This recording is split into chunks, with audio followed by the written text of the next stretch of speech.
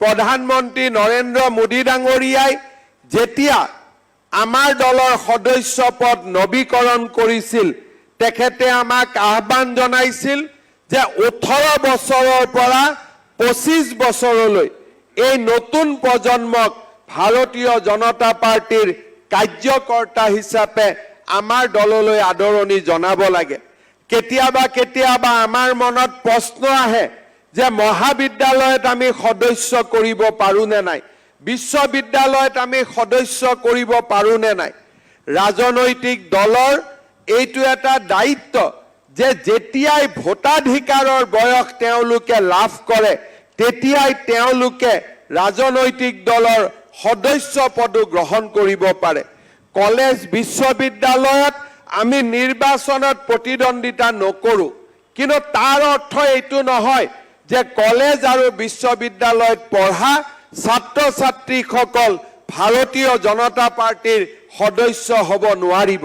সেইবাবে এইবাৰৰ সদস্য ভৰ্তিৰ অভিযানত মই আমাৰ মণ্ডলৰ পৰা জিলালৈকে আহ্বান জনাম যে 18 বছৰৰ পৰা 25 বছৰ বয়সৰ যুৱক চামটোক আমি ভাৰতীয় জনতা পাৰ্টিৰ মঞ্চলৈ আমি আদৰি আনিব লাগে, কাৰণ তেওঁলোকে আমাৰ দলটোৰ ভৱিষ্যত ধৰি ৰাখিব, তেওঁলোকে আমাৰ দলটোৰ এটা ভৱিষ্যতলৈও যাব পৰা বুৱতী খুঁটিৰ দৰে আমাৰ দলটোক চিৰ জীৱন্ত আৰু চিৰ প্ৰাণৱন্ত কৰি ৰাখিব।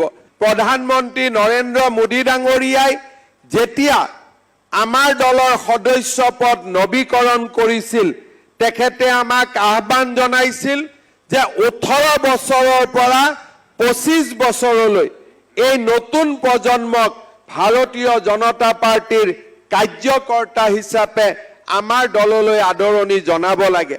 কেতিয়াবা আমাৰ মনত প্ৰশ্ন আহে যে মহাবিদ্যালয়ত আমি সদস্য কৰিব পাৰো নে নাই, বিশ্ববিদ্যালয়ত আমি সদস্য কৰিব পাৰো নে নাই।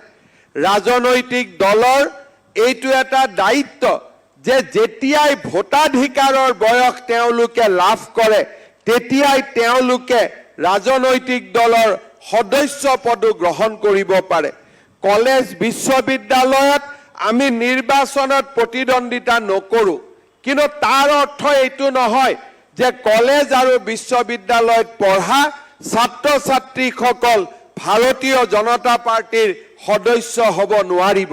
সেইবাবে এইবাৰৰ সদস্য ভৰ্তিৰ অভিযানত মই আমাৰ মণ্ডলৰ পৰা জিলালৈকে আহ্বান জনাম যে 18 বছৰৰ পৰা 25 বছৰ বয়সৰ যুৱক চামটোক আমি ভাৰতীয় জনতা পাৰ্টিৰ মঞ্চলৈ আমি আদৰি আনিব লাগে, কাৰণ তেওঁলোকে আমাৰ দলটোৰ ভৱিষ্যত ধৰি ৰাখিব, তেওঁলোকে আমাৰ দলটোৰ এটা ভৱিষ্যতলৈও যাব পৰা বুৱতী খুঁটিৰ দৰে আমাৰ দলটোক চিৰ জীৱন্ত আৰু চিৰ প্ৰাণৱন্ত কৰি ৰাখিব।